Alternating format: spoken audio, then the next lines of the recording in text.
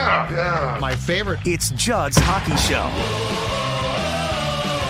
And welcome in to a one-timer of Judd's Hockey Show. Zolgad, Declan Goff, as always, coming to you for, I believe, Declan, the second time this week, correct? I think third. Third time this week. Second time on Judd's Hockey Show. And that's right. And then we talked wild on Mackey and Judd after the Blues victory in the preseason. We're doing double dips in the power play here. We're on the first and second. You know why? unit. Because this team's exciting. Because people are excited about this team, and darn it, with the way that sports are going in this town, we're going to capitalize and talk about a team that looks like, if nothing else, it's going to be a fun team. And it's been a long time since we've said that, I think at the outset of a season, about this club. All right, so the Wild beats the Blues on Adam Beckman's overtime goal on Wednesday. They then play again at home on Thursday against the Blackhawks. This time, instead of playing their B team, they play most of their A team against the Baby Blackhawks JV team. They win again in overtime. Matt Dumba goal. A lot to get to here, but Declan, here's where I want to start because I think it's incredibly important, and I don't think this guy is going to be on the opening night roster, but I've now seen enough to know the hype is real. Now, I think there's, to be fair, levels of hype, okay? There's Kaprizov hype, which is, oh my God, what are we seeing? This is unbelievable. And then there's hype of, oh, this kid is really good, and this kid has the potential to be great. He's not there yet, but he's got the elements to make his game great. And I'm talking about the guy that wears number 23 and center of the fourth line last night, Marco Rossi. Okay. First round pick in 2020, missed, of course, and this has been discussed thoroughly, missed most of last season except for the World Juniors because of COVID and then a heart condition that came after that, and played in his first game, essentially, or not essentially. He played in his first game on Wednesday against the Blues, and then they brought him back on a back-to-back and played him on Thursday. I'm not going to tell you what he did that from a skill position standpoint, Dex, that excited me, because I think those things are going to come. Like, we know he's got skills. I'm going to tell you what I saw last night that if you're Bill Guerin, Dean Evison, Wild fans, you should absolutely love. Okay.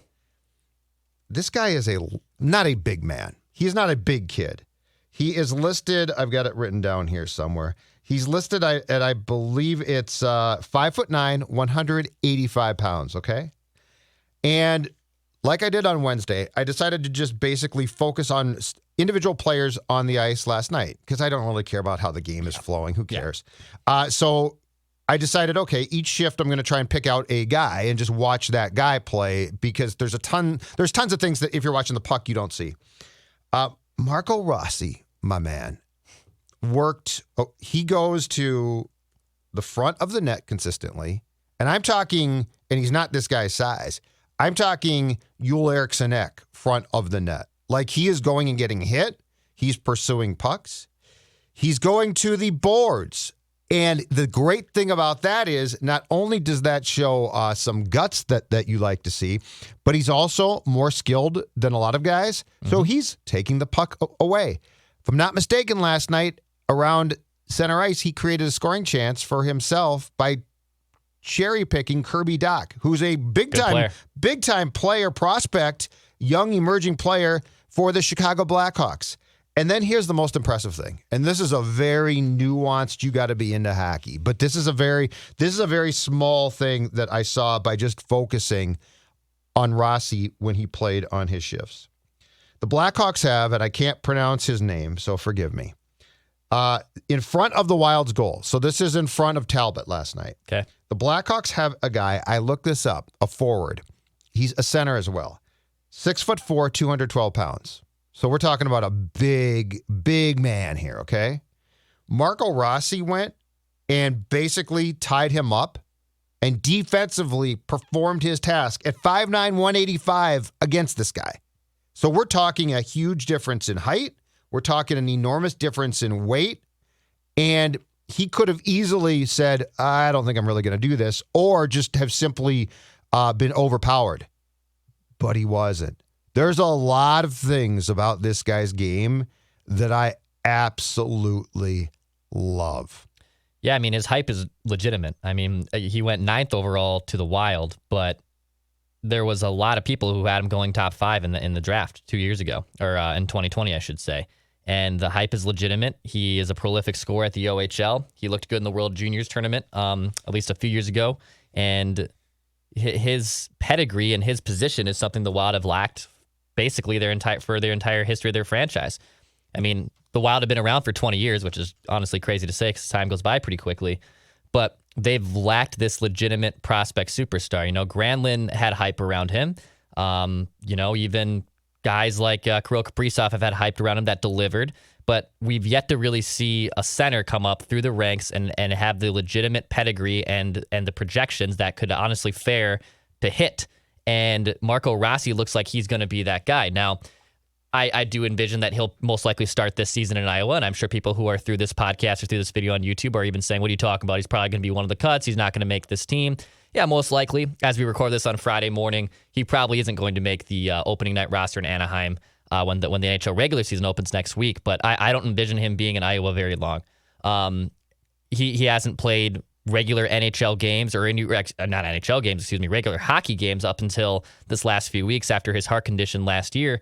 But I envision him going down to Iowa. I envision him tearing it up. And once he gets up here, I mean, you could have a legitimate case that if you have Kaprizov, Fiala, Rossi, Beckman, Boldy, you know, you actually have a legitimate stable of young guys here that you can build around. So the hype around Marco Rossi is legit. You know, I try not to get too worked up with prospects because we end up getting burned by our projections of prospects across all of sports. But I think Marco Rossi's special. And I think he definitely is too. What impresses me, though, is the work. Because that's like Granlund. Granlund could look unbelievable at times. I mean, Mikael Granlund had skills that were fantastic, but he didn't necessarily apply himself consistently. And part of my contention is he didn't because the room didn't really have a thing to say to him if he didn't. You know, he wasn't held accountable.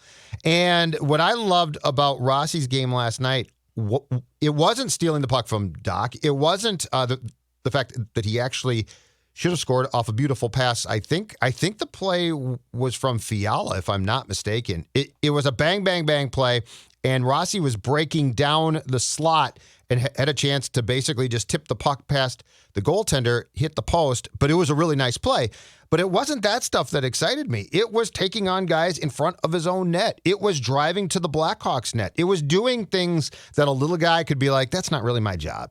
I'm going to get killed. Sure. That's what I love, because if you've got the complete game, if you're willing to sacrifice, that's how we get out of the vicious cycle that the Wild was in for so long, where it was like, well, that's Parise's job, right? Parise goes to the front of the net. I've got skills, or I'm a natural scorer. That's all well and good, but what do you have now, Dex? You've got guys more and more who work their asses off. Kirill Kaprizov works hard. Like Kirill Kaprizov could be a very successful player by cherry picking. Which, if we call a spade, Marian Gaborik had long stretches where he cherry picked. Yeah, absolutely. You know, so this is the first time I can remember the Wild having actual star potential players. I know. And to be abundantly clear about this, Zach Parise was a hard-working player who had skills. He was in no way a star. No, he was never a star. You know, he was regarded as a very well-respected and very, very good player. Pedigree was there with him with Team USA and his time with the Devils, but it was his workman-like attitude that made him a very good hockey player. And now you're seeing the cons of that, and the fact that he's in his mid-30s and he's breaking down. And he's no longer the player he used to be. Doesn't mean he can't be an effective player, but he's clearly not going to be the Zach Parise of old, even now that he's with the New York Islanders. But, you know, small guys like that, like Rossi, you know, that can go in front of the net and do dirty things, that's important. And you know, it's almost the opposite of Joel Eriksson-Ek. Like, Ek's MO is doing a lot of gritty and pain-in-the-ass things, but he ends up paying it off, and he gets rewarded because he puts himself in positions to score goals. Marco Rossi, if he's doing the things you're talking about, on top of having the natural skill that he already has, that's just going to be a good thing for Rossi. And Wild fans should be excited about that. They haven't had players like this in a long time. It's actually legitimately exciting to be a Wild fan. And I know they're going to be in cap hell, but they need these young guys to step up, because that's the only real way that this team can hit their ceilings, if all these young guys hit. Topic 2. And I teased to this, I think, on Judd's Hockey Show that we did a couple of days ago because we didn't have time to get to it. But this is a very important topic. I'm just going to make a statement to you. with the first unit that the Wild puts out there, there is no reason why this team shouldn't be, at the very least, top 10 in power play efficiency. Wow. Okay. They scored again on the power play last night, and I will run through. And I believe that this group, which was not really necessary, I believe that this group spent the entire power play until they scored on the ice. They didn't come off, but that's fine because it is Eriksson at center, Fiala and Zuccarello on the wings, Spurgeon and Kaprizov. Okay, that's the first power play. Okay, so Spurgeon and Kaprizov at the wings, and then left to right, Fiala, Eriksson, Zuccarello. Yeah. The goal that they scored last night was basically a thing of beauty, which was then cleaned up into a goal by Eriksson, who, by the way, I'm going to put him on 25 to 30 goals at the rate he's going. I'll write that down. Because here's the thing, dude, he's cleaning up. Like, he is standing in front. He's the garbage guy. And that's why your point to Bill, so when we talked to Bill Guerin about, 3 weeks ago now, yeah, and you basically said something along the lines of what? Eriksson's more of a grinder. He scores a lot of greasy goals. He gets rewarded, but he doesn't have skill to score highlight reel goals. He doesn't need the key thing, I think, from your part is he doesn't need that. Yeah. He doesn't. When you are out there with guys like Zuccarello and Kaprizov, which, by the way, is going to be the first line as well, you don't need to be like, include me in the highlight goals, guys. Give me the puck. He is picking up the puck on the doorstep. He is creating screens in front, which he's become very adept at. But I don't know if it's a hot take or not. I think that this power play has a chance to be top 5, and I think that there is no excuse with the skill and talent of those 5 guys. Seriously, that they can't be top 10, or that they need to be top 10 and can be top 5. Yeah, I mean, for years, and I despise being at Xcel Energy Center when everyone obviously is yelling, shoot, shoot, shoot. But when you have Spurgeon, Kaprizov, Fiala, Zuccarello, I mean, the only real nitpick, you could make a case like, well, maybe you swap out Dumba for Spurgeon. Maybe. But also Spurgeon is probably a smarter player than Dumba is. And having also, and to my own point, or to counter my own point, having Dumba on your second unit, that's a great problem to have. I mean, Dumba's got a slapper, and Dumba should be scoring a ton of power play goals. And he has the ability to score big-time goals, which we've seen before, and we saw it last night in their preseason home finale against Chicago. For years, I always thought Wild fans wanted a more lethal power play sometimes than making a run at the Stanley Cup, just because it always seems inept at the worst possible times. But Kaprizov and Fiala together, those are 2 guys that can score. Zuccarello is just a natural setup playmaker. And Ek is not going to, again, wow anyone with his skill, but he puts himself in a position to score garbage goals. Right. Which is great. Yes. He creates screens. He creates problems. He is a pain in the ass to play against, which is fantastic. Yeah, it's the perfect combination is probably too strong. It's ideal. It's one of the best combinations that I think I've seen from this team. Power play wise. Yeah. I really do. Because everybody, the other thing is everybody, I think, knows their role and they all want to work. I can't tell you how much different it is. And this is, let's be upfront about this. This is why Bill Guerin cleaned out the locker room. This is why Suter's gone. Parise's gone, I think, because he just simply hit his expiration date. But the reason why they started over again as far as leadership and locker room is because people know their roles. They'll play their roles, and nobody is pouting about their roles that I can see yet. Which brings us to our third talker, a guy that could pout about his role and his lot in life, too. Okay. I don't know how much you saw last night of the Frederick Gaudreau, Matthew Boldy on the left, Kevin Fiala on the right, second line. A little bit. Okay. Now, Boldy can be and needs to be more physically aggressive. Okay. Unfortunately, as we'll touch on, he got hurt. And I don't know at this point how long he's going to be out. It was his left leg. It didn't look good. And in fact, Evason said post-game it didn't look good. But the unfortunate thing for your guy is Fiala, I think there was no question. I'm not saying that Boldy was great. Sure. But the line itself and the speed of the line and the people on the line worked, I thought, pretty well and certainly had some chemistry and, more importantly, potential. Mm-hmm. Boldy's injury, and I saw on Twitter, I've not confirmed this, that he left the arena in a walking boot last night. Boldy's injury almost assures that Victor Rask is going to be on the left wing on that line on opening night, which is a shame because I saw Rask was on that line in the Colorado game on Monday night, and then I went last night and watched. And Boldy, even when he's not at his best, just brings more because he's got more speed. Your poor guy, Fiala.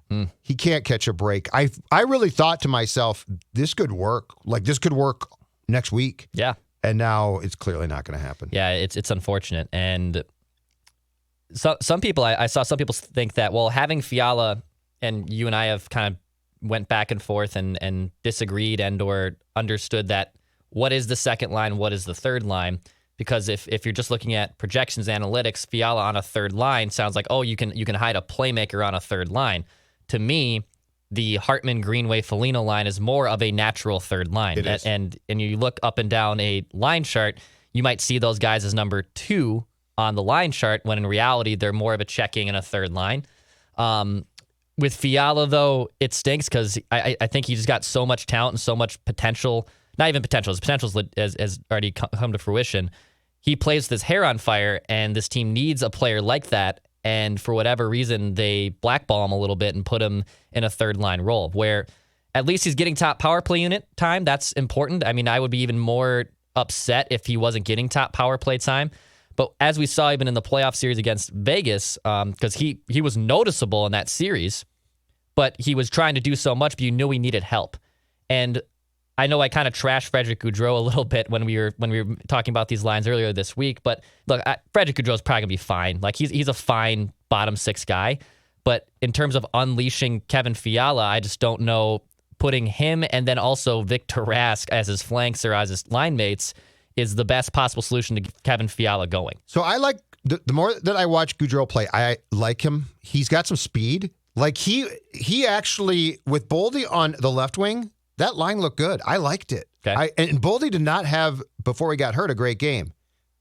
Again, he needs to be far more consistently physical. He's a big enough guy. He sort of gets pushed around and right now doesn't push back, which I think you immediately need to. Gaudreau to me looks good. But I think the thing with Fiala is I think what Evason and Guerin crave from him is consistency to play like you talked about.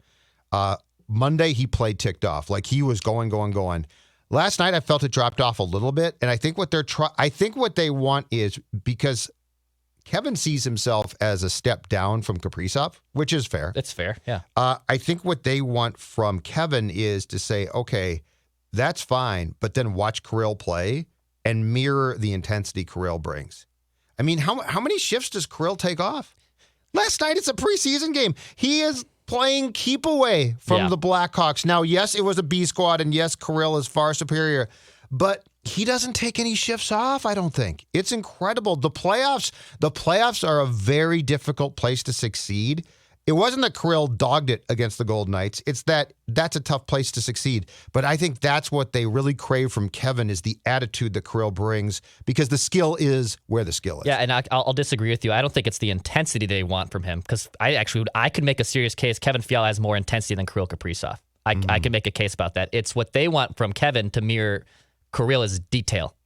They want him to mirror his detail and what he does night in and night out. Because actually, I could, like I said, I think Kevin Fiala actually brings more intensity, because you see that in good and bad ways, than Kaprizov. But Kaprizov has more detail and more sense and awareness that, hey, watch me and do what I do. You know, because Fiala does play with his head on fire, and Kirill, it's, even if you're not a hockey fan, you can be wowed by watching Kirill Kaprizov. Mm-hmm. I don't know if a non-hockey fan would pick that up initially with Fiala. Right. I don't know if they would.